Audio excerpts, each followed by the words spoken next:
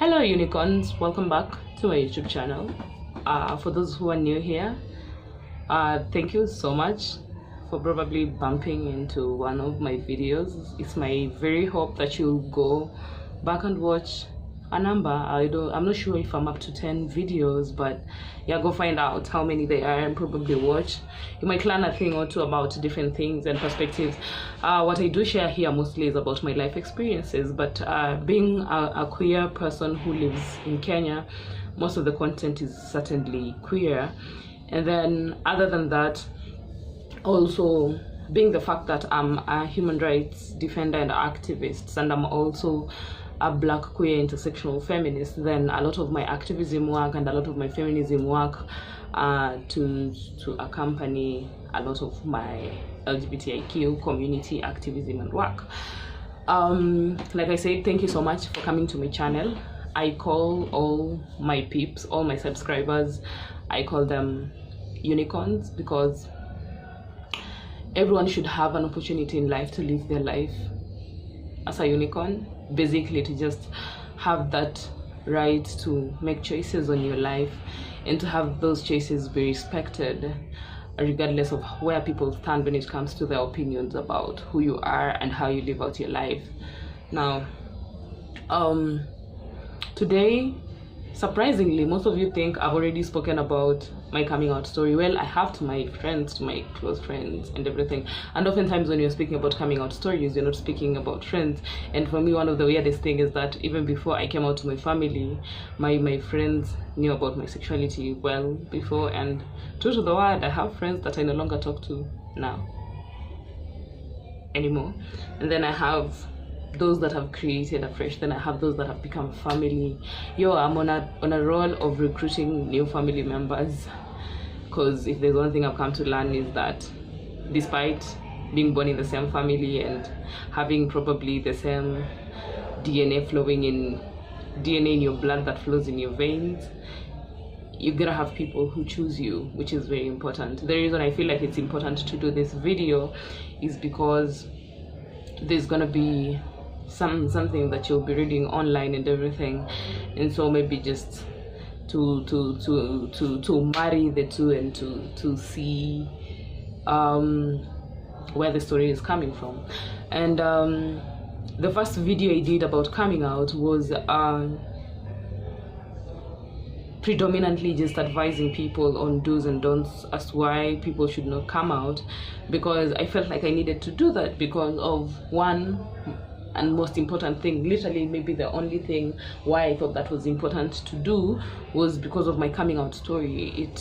It was what it was, and I experienced the things that I experienced, and I wouldn't want anyone to have to go through that. And I'm feeling kind of emotional, so if you see tears, don't mind.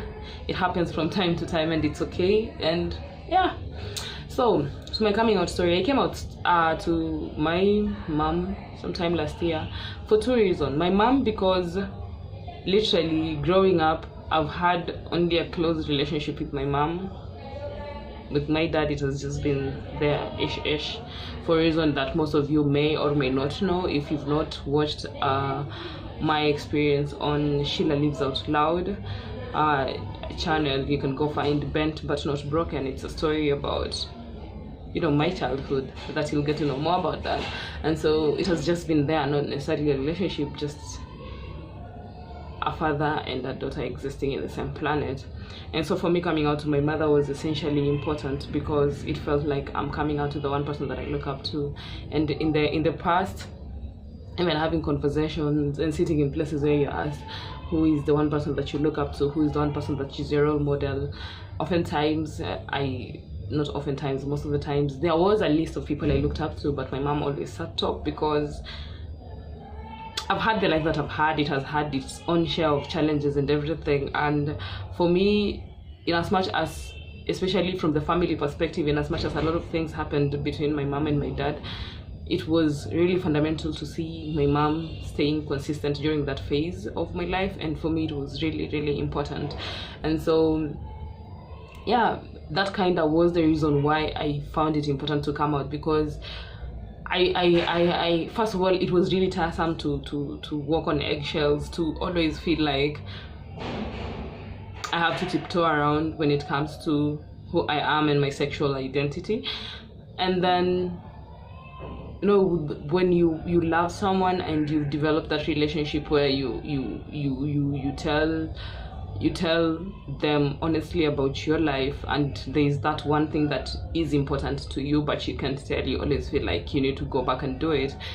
And some things coincided really, because then when the pressure for me to come out came from a scenario where I was in a relationship and it ended, and it really broke me, because yeah, I'm that type of person. I don't know, when I love, I love and I go all in. And when it ended, first I didn't see it coming, second I didn't expect it, third, like, you know, from 1 minute to the next everything was just, and for a whole month or so I was in depression and going through a lot and everything. And I know you all saw a lot on social media, especially in July 2018. I'm sure when it's July I'll be getting some, you know, memories of 1 year ago and the things that I was saying and everything, and it's gonna be insane. And during the time I was dealing with that, I cried a lot during that time, because I was struggling with, oftentimes I'd say I'm sick and everything, but in reality I wasn't sick. I was just depressed.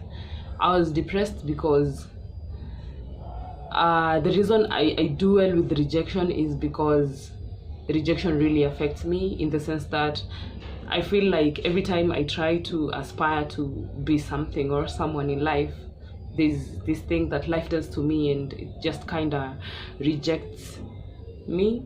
And it's a life thing, it's not even a people's thing. And that has taught me to take rejection well, but also in essence, one thing that I've learned about me and how I deal with rejection is I go through it all, like I experience it, I feel it. And that is the most hardest shit to ever have to deal with, because then in essence, it's not about the people, the situation, the circumstances that say no to you. It's about a here we go again kind of situation. Yeah, like it's usual, it happens to me, and it's kind of sad and frustrating.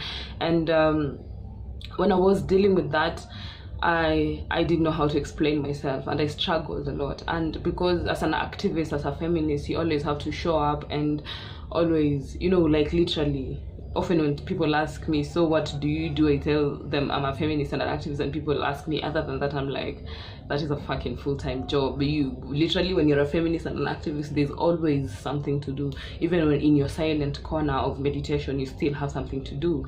And so because of that pressure, there was pressure to explain myself and everything. And me arriving at coming out was essentially trying to ease the pain that I was feeling, because I felt like there was a lot of tiptoeing, there's a lot of saying I'm sick, when in essence I'm not sick.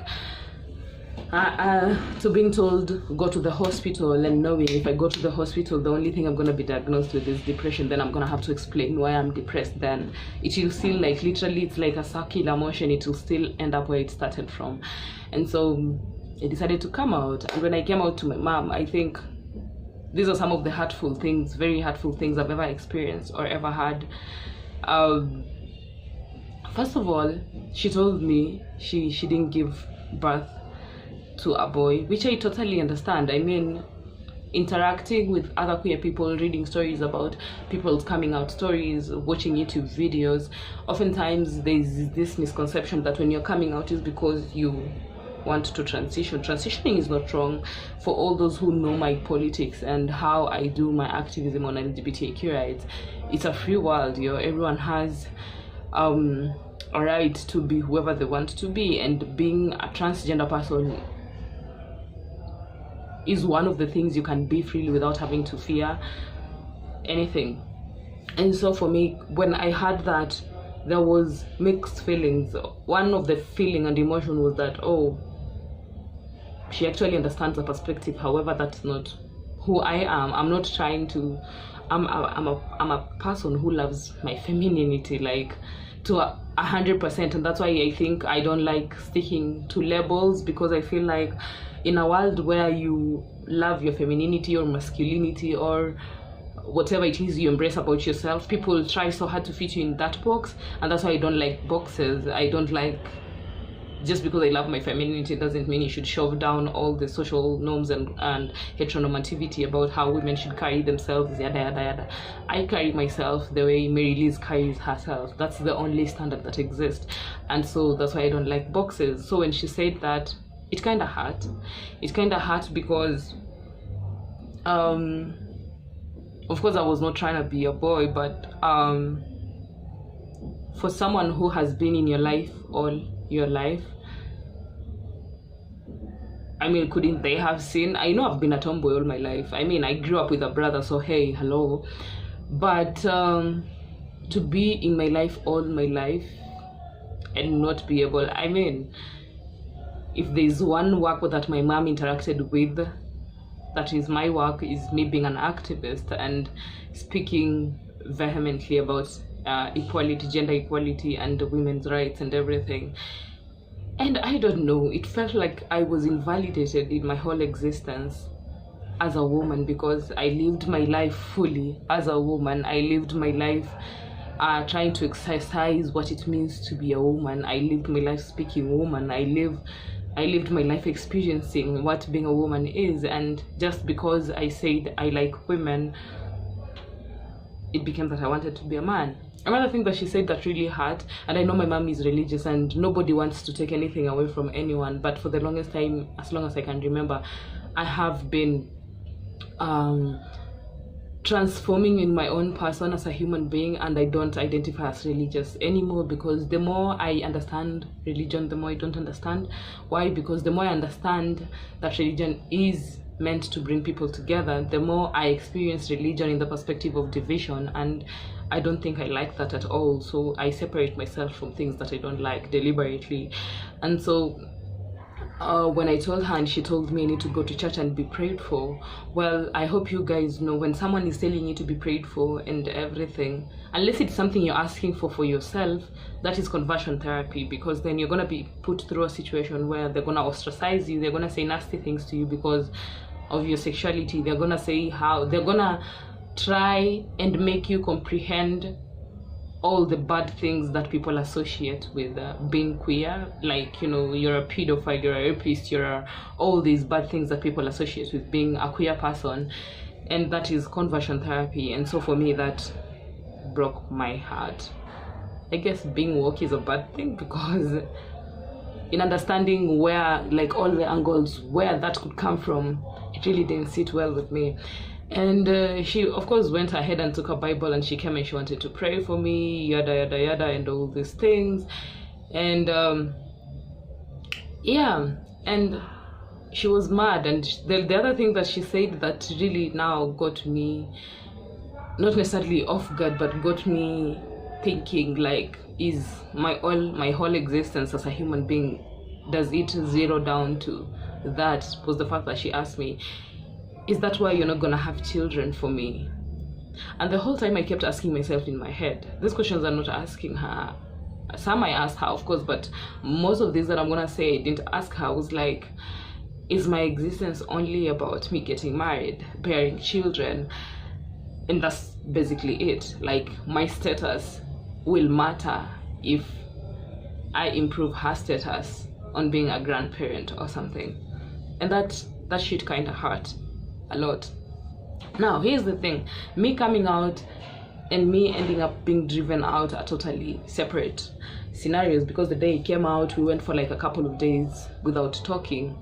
My sister was even graduating, and I remember my mom telling me categorically I have to go for the graduation. She doesn't care, because I had already come out to her and stuff. And I'll tell you for a fact, not like we expect to be accepted immediately we come out, but we expect, any human being expects some sort of affection, some sort of, you know, I'm not with this, but I love you. Like, anyone wants to feel loved. Anyone wants to feel like they belong.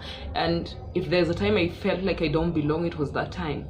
But it all escalated into around 9th not around. On 9th of August 2018, I had an event that I had to attend. There's a fellowship that I was doing with the Rosa Luxemburg Stiftung, and we were going to plan an international youth week conference where we were bringing around 150 youths to Nairobi. Nairobi youths, really, they are not coming from any other counties unless it's Karibu counties like Kiambu County and all. And we had a planning meeting on 9th, and then the event was going to happen on 10th. Like, everything was in order, the funds, the everything that was required for the conference. The only thing that, even we had done the process of mobilizing and seeing who is going to be invited, the only thing that was not done was having a planning meeting to see how the day will unfold. And so on going to this meeting, remember, like I said, the whole of July, early August, I was struggling with a lot of depression. I can literally count the days I ate during that period of time. And I'm not going to talk about the phase of how is it that I stayed in a house with people and everything and all that. Yeah, saying I was sick, like, literally, that's somehow all I needed to say. And also that shit kind of hurt when you just stay with people in the house and they just say you're sick and okay, and everything just goes on. And on this 9th, I go for this planning meeting, and I get to this planning meeting, and there's this thing that had been happening the whole time I was depressed. I suffer from a lot of anxiety. People never realize. In fact, the one thing that makes me look like I'm an extrovert is because anxiety, people, it's my coping mechanism of some sort. Because I get a lot of anxiety, then I figured if I'm out there and I'm the one who is on top of initiating conversations and being out there and everything, nothing will get me unawares. No one will get into my space when I don't want them to. No one would, say things that I didn't expect because I initiated a conversation. So in a way or 10, I'm in control of what the conversation is about. And that has always worked for me. So when I'm around people, most people think I'm very extroverted. Well, I even did the personality test the other day, and I always get ENFJ, but this time I got INFJ, which is kind of, but the percentages are all like somewhere in the middle, so it's kind of a balance. I've just found a coping mechanism where I can balance the both of them. And so going to this meeting, I was struggling a lot. I was having a lot of anxiety back at home, but I didn't know it had escalated to social anxiety because I thought, well, my coping mechanism is going to come out to save me again. But getting to this meeting, just 30 minutes into the meeting, and I just started feeling like walls are caving in on me. And it happens with the more I suffered it, the more I've come to understand how social anxiety affects people, because that was like literally my first phase of social anxiety. And when walls started caving in, the person who was doing a presentation at the front started becoming blurry. The things they were saying started sounding like, when you watch thrillers or horror movies and you hear those sounds, everything started becoming these random sounds. Not sounds that I can put my hands on, but these random sounds that were really hurting my head. And I tried concentrating, but I could. Now the walls were caving in, and somehow with anxiety, you ran out of breath. Now when the walls were caving in, I was so scared. I didn't know how to react. And I remember standing up and leaving the room. I went to the washroom and I broke down, like you guys, I broke down and I cried. Now, given I'm a person who goes through anxiety, I understood that feeling, and I was like, if I go to the washroom and cry, I'll be over it and I'll come back and life will be back to normal. But on coming back, I was hardly a few minutes in and it got so bad I couldn't even stay there. I was shaking, I was trembling, I was scared, I was running out of breath and everything. Before I know it, I was taken to a room upstairs. We were at Clarion Hotel, and some of us in the program were staying in the hotel because they were not from Nairobi. And I was taken to one of the room, and you guys, I broke down. Like, I cried because I failed. I felt like my body betrayed me. And I remember oftentimes after that, I would say, I hope my body works with me this time, because then social anxiety became a thing I experienced all the time. I see people, I don't want to see people anymore, I want to stay away. For some reason, it didn't work. That's when my introverted self came out to play for real. And I remember after going to the room, one of the people who were one of the mentors in the program was Mildred Ngesa. Mildred Ngesa, as many of you may or may not know, I've talked about her on my Facebook a lot. She's my mentor, and apparently she had been meaning to have me see a therapist, but she kept on for. She's a busy mom, a busy media personality, she's a busy employee, she's a busy everything, but she's also this person who is really strong, and I really look up to her. And if anything, just a tad bit of my life should be a bit of what she is and more. And shout out to you, Mildred. And she also started a channel, her YouTube channel. Her name is Mildred Ngesa. I'll probably try and link it up on my description, so go find it, go click on the link and show some love to her. So when that happened, she was already in contact with this therapist, so she went ahead and called her, and she came into the room, and we ended up having a conversation. And you know, for the longest time, I've told a number of stories about my life and everything, but the thing is, I have never had an opportunity to just sit and speak about them to people who matter in my life. Say, for instance, my mom, my siblings, and everything. I've never had that opportunity. And so me speaking about this was really hard. I literally retraced my life from when I was 10 or something. And it was a hard experience. It was a tough journey to walk down. I cried, not like I wasn't crying before, but during those moments I cried a lot, because I got to understand the root of why I fear rejection. Not, like I said, not in the way you people would want to interpret it, where someone would tell. In fact, in my interactions, I feel like I take no's way better than most people. Like, no, you tell me no, and I'm like, it's all good, no problem. It's me not understanding how every effort I put into little things, little things that are important to me. Like, I started school, and from one minute to the other, my brother lost my laptop and I couldn't go on with school anymore because I was doing online writing that was paying me and that was enabling me to stay in school. And at that point it felt like life dealt me a blow. It's my brother who has lost my laptop. Now I can't go to school. I don't know how to stand and say, hey brother, pay up my laptop so that I can figure my shit out again and stuff like that. Or is it even after dropping out and then I was trying to go back, and somehow my mom brought my siblings together, and they were supposed to raise some money so that I can go back to school, and the money was given to my brother so that he can give it to me so that I go and pay, and the money never got to me. So that's how I ended up not going to school. And oftentimes I tell people I don't even have papers to brag about, to say, I have a degree in this or that or that. And if I've told you I have a degree, it's because I felt like I didn't owe you an explanation, and I don't know you and anything, so I didn't feel like I needed to tell you much about my life and everything. But yeah, that is a sad reality. And so when these things happen, it always feels like life rejects me. It's like my existence, all of it, is not valid, and that's the kind of rejection I'm speaking about.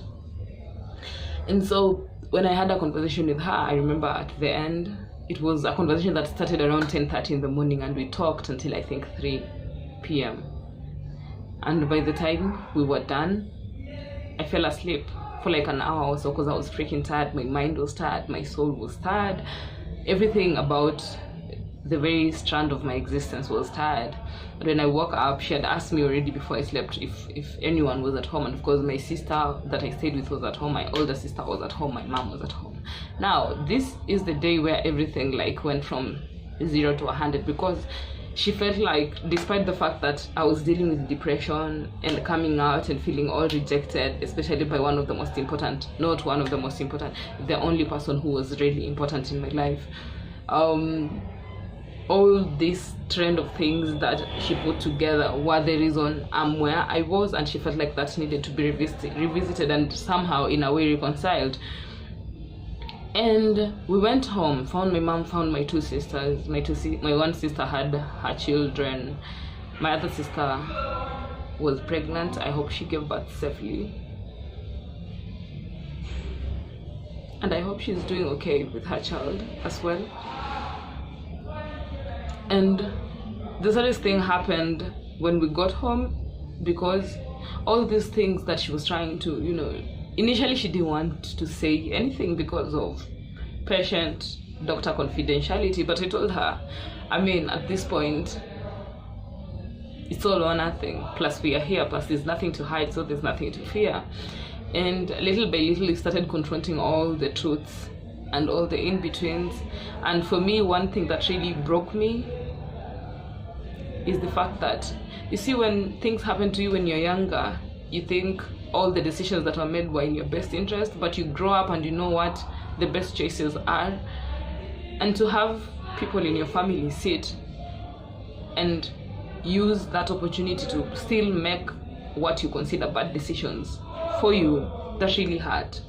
That shit really hurt. I remember my mom speaking of a scenario when I was really a kid and apparently I was sick. Apparently you fall ill from this disease when, I don't know, your father has not paid your mom's dowry and was taken to Kikuyu hospital and treated. This is something I never knew about. And so I was in shock that the things that we were addressing were different things, ranging from me being a sexual abuse survivor to me coming out, to even my sister saw my story that I did with Sheila. And apparently by the time we were having that conversation, it was almost a year since the story was run. And she says when she watched it, she was angry and mad, but she never spoke to me about it. And for me, I feel like in my journey in pursuing life of authenticity, which I do it for myself, at that point I realized how much people who matter in my life are not the most authentic people in my life as well. And it went on and on and on until my mom went ahead and said, even the other day she came up with some really stupid things, and she said some things that I don't agree with. In my house, at least, I wouldn't allow my child to be all the things she was saying. And the therapist asked her what things were they, and she went ahead and said, she told me she likes women and all that kind of stuff.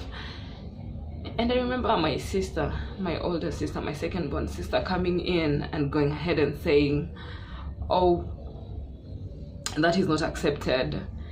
And I was like, when my mom said she wouldn't allow me in her house, at that point I was like, the day had been an hour long as it was. And for me, the plan was an escape mission, like just go away and just be on your own for a while, then you'll come and revisit this later.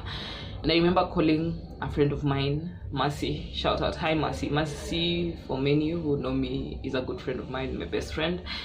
And I called Mercy, and Mercy waited for me in town, and I went home with Mercy and I stayed at Mercy's place that evening. Remember, the following day we had a conference, and I braced myself up and said, I'm just gonna go for the conference regardless, because I needed to distract myself. I know people were not the best thing for me, but being by myself was not the best thing for me either. Between the period July and this whole drama of coming out and everything, the number of time I contemplated things like suicide and everything was very high. And at some point I was scared of being by myself, because being by myself made me think a lot, and thinking a lot made me want, I can't even count the number of times I came this close to committing suicide. So many times, and so many of you have saved me in ways that you can't believe. Sometimes it's phone calls that I don't want to pick, but you call anyway, and it brings me back to this sad reality that is life. Sometimes it's just random. There was this particular time that I was already just about to jump at the road and everything, and was it not for this one person who called out my name, I was still back home at High Rise. It would have been a different story. That was like one of the realest ones that I was this close, and even when they called my name, they didn't realize that's what I was doing. And when they called me, I was like, I started shaking because I was really scared and everything. And so in wanting to escape going to Mercy's place, of course Mercy was expecting a lot of explanation, which eventually came, but on that day nothing quite happened except for me crying a lot and not feeling like talking about anything that much. We just talked a bit and that was it. And the following day I left to go for the conference, and it was a tough day because I couldn't hide that I wasn't okay, and a lot of people who care, Sarah, Sarah Wall, thank you. It mattered a lot on that day, on 10th of August 2018, when you asked me if I'm okay. Emma, shout out to you. Thank you so much for asking if I was okay. IVB, thank you guys so much. I know I hardly gave responses to all the RLS fellows. Thank you for showing up, even though I hardly said anything.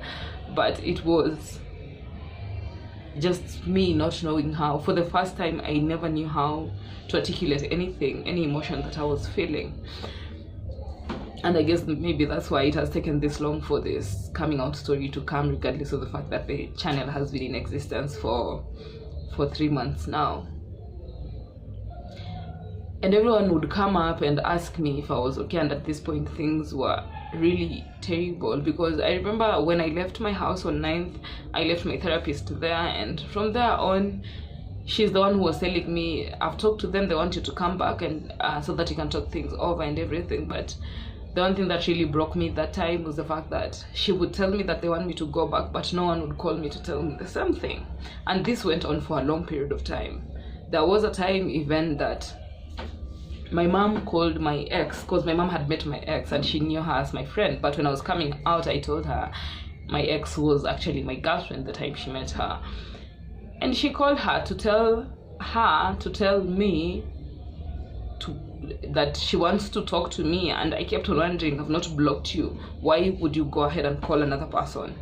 And I promise you, at this point, I was hanging on a line. The only thing I wanted really badly was for someone to call me from home and tell me it's okay, come, we can sit and talk and everything. But none of that. And because, of course, after we broke up with my ex-girlfriend, there was no contact or anything. She reached out to Mercy. That's the only contact she knows that would have reached to me. And Mercy told me I was texted yet, and I'm like, wow.